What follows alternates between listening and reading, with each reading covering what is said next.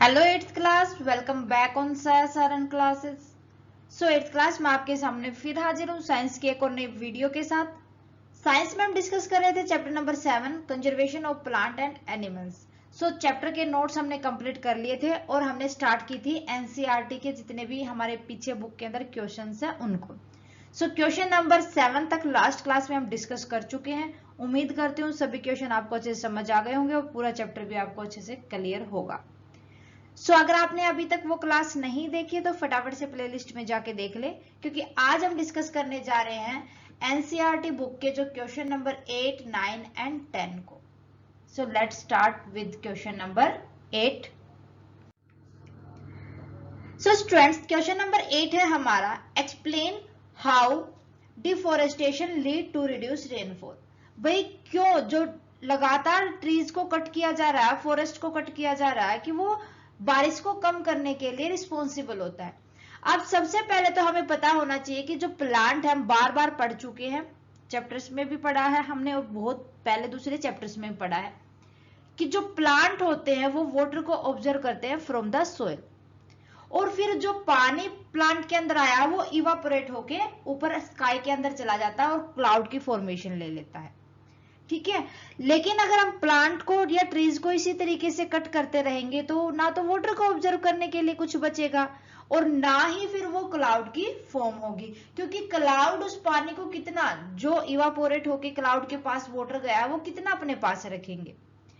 After some time वो उसको बारिश होगी, पानी नीचे आएगा। ठीक है, तो इसी तरीके से हमारी रेनफॉल होती है, क्लाउड्स के अंदर इवापोरेट होके वाटर जाता है, वाटर ड्रॉपलेट जाती है और फिर वो रेन के रूप में नीचे आती है। सो देखो, तो यही बताया गया है क्वेश्चन के अंदर कि अगर हम इसी तरीके से डिफोरेस्ट को कट करते रहेंगे तो ना तो प्लांट्स जो ट्री हैं वो वाटर को ऑब्जर्वेशन करेंगे और ना ही फिर वो इवापोरेशन करेंगे और क्लाउड की फॉर्मेशन देंगे और ना ही बारिश होगी। सो हमें ज्यादा से ज्यादा कोशिश करनी चाहिए कि हम प्लांट्स लगाएं, ना कि उनको कट करें। सो देखो answer, plants observe water from the soil and evaporates it to form clouds. Deforestation leads to cutting down of tree. As a result, less water is observed from the soil and it disturbs the water cycle. ये क्या कर देता है, water cycle को disturb कर देता है। The formation of cloud become difficult with lead to reduce rainfall. भाई जो अब क्लाउड की फॉर्मेशन कैसे होगी जब प्लांट या ट्री ही नहीं होंगे, तो इसी वजह से वो डिफिकल्टी होगी बारिश होने में। बारिश तो आएगी ही नहीं क्योंकि वो तो प्लांट से और ट्री से आती है जो इवापोरेट करते हैं पानी के और वो ड्रॉपलेट क्लाउड के पास जाती है। Okay, so question number 8 clear है मेरे ख्याल से। क्वेश्चन नंबर 9 देखते हैं हम।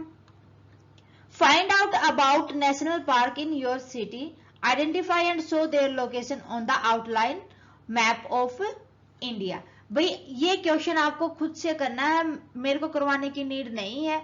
आप देखो कि आपके नियर बाई कितने नेशनल पार्क है, फिर उसको मैप, जो आउटलाइन वाला मैप है ना, उसके अंदर आपको शो करके दिखाना है। सो कर लोगे मेरे ख्याल से। तो देखते हैं question number 10। Why should paper be saved? Prepare a list of way by which you can save paper. कि हमें पेपर को क्यों सेव करना चाहिए और आपको लिस्ट बनानी है कि हम किस किस तरीके से पेपर को सेव कर सकते हैं। सो देखो, जो पेपर्स होते हैं लगभग 1 ton paper 17 full growth tree के साथ बनते हैं। सो यहाँ पर अगर हम पेपर को लॉस्ट करेंगे, पेपर को सेव नहीं करेंगे, तो वहां दूसरी तरफ हमारे ट्रीज कटिंग होती रहेगी, क्योंकि पेपर की नीड तो हमें होगी ही नहीं, है ना। अगर हम ट्रीज को कट करते रहेंगे तो जो हमारे नेचर का बैलेंस है वो मेंटेन नहीं रह पाएगा। इसी वजह से हमें ट्रीज को प्रिवेंट करने के लिए हमें किन को प्रिवेंट करना चाहिए, बचाना चाहिए, पेपर को बचाना चाहिए, ताकि हम उसके साथ साथ ट्रीज को भी बचा सके और लॉस ऑन लिविंग ऑर्गेनिज्म को भी बचा सके, क्योंकि इन सब का इंपैक्ट किसके ऊपर आना है, घूम फिर के लिविंग ऑर्गेनिज्म के ऊपर आना है। सो इसीलिए हमें जरूरत है कि हम पेपर को सेव करें और जितना हो सके हम उसको रिसाइकल करके रखें। यूज्ड जो पेपर है हमारा उसको भी हम रखें अपने पास, ताकि उसको हम किसी और काम के लिए यूज कर सके जिसके लिए हमें दूसरे पेपर की नीड ना हो। तो देखते हैं answer. Paper should be saved because it take around 17 full grown tree to make 1 ton of paper. Trees, as we know, are important to maintain a balance of nature. Therefore, in order to save tree and prevent the impact of their loss on living organism, we need to save papers. भाई जो paper को save करेंगे तो उसके साथ साथ हम trees को भी और हेल्प करते हैं हम लिविंग ऑर्गेनिज्म की को भी.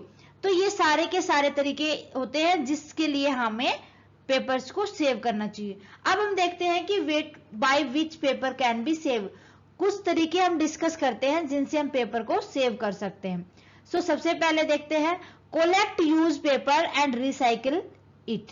भाई जो पेपर यूज कर लिया उनको कोलेक्ट करो, उसको फिर रिसाइकल करो ताकि उसको हम रीयूज में ले सकें. जैसे हमने पेंसिल यूज की है अगर राइट करने के लिए, तो हमें पता है कि जो पेंसिल होती है वो हम इरेज कर सकते हैं और उसको फिर हम रीयूज कर सकते हैं. ठीक है, इसी तरीके से हमें पेपर को यूज पेपर को कलेक्ट करना चाहिए, उसको रिसाइकल करना चाहिए. देन उसके बाद है both side of paper for writing, कि हमें ऐसा नहीं करना चाहिए कि हम एक साइड लिख लें और दूसरी साइड उसके लिए ब्लैंक छोड़ दे. हमें पेपर की बोथ साइड को यूज करना चाहिए. Spread awareness about the importance of paper. हमें लोगों के अंदर ये जिज्ञासा डालनी चाहिए कि वो उनके बताना चाहिए कि पेपर की इंपॉर्टेंस क्या होती है. Use paper intelligently. भाई पेपर को प्रॉपर तरीके से हमें अपने सेंस ऑफ ह्यूमर के साथ हमें उनको यूज करना चाहिए ताकि हम उसको वेस्ट ना जाने दें बल्कि सेव करके रखें. ठीक है, कुछ ये तरीके होते हैं जिससे हम पेपर को सेव भी कर सकते हैं और उसको वेस्ट होने से बचा सकते हैं. ओके, तो ये थे हमारे क्वेश्चन नंबर 8, 9 एंड 10. उम्मीद करती हूँ आपको अच्छे से समझ आ गए होंगे. फिर भी कहीं कोई डाउट रहता है तो पहले मैंने जो कहा है वो अच्छे से सुनो, फिर मुझे कमेंट करके बताओ कि आपको कहां पर कौन से टॉपिक के अंदर डाउट आया है. जितना जल्दी पॉसिबल होगा मैं उसके लिए आपको एक सॉल्यूशन जरूर दूंगी. सो स्टूडेंट, मिलते हैं नेक्स्ट क्लास में विद क्वेश्चन नंबर 11 एंड 12. आज की क्लास कैसी लगी मुझे कमेंट करके बताएं. अच्छी लगे तो प्लीज लाइक और अदर स्टूडेंट के साथ ज्यादा से ज्यादा शेयर करें. अगर आप चैनल पर नए हैं तो फटाफट से साया सारन क्लासेस को सब्सक्राइब कर लें और बेल आइकन को दबा लें ताकि आने वाली क्लास की नोटिफिकेशन आपको मिलती रहे. Thank you very much student. Bye bye and take care. मिलते हैं नेक्स्ट क्लास में.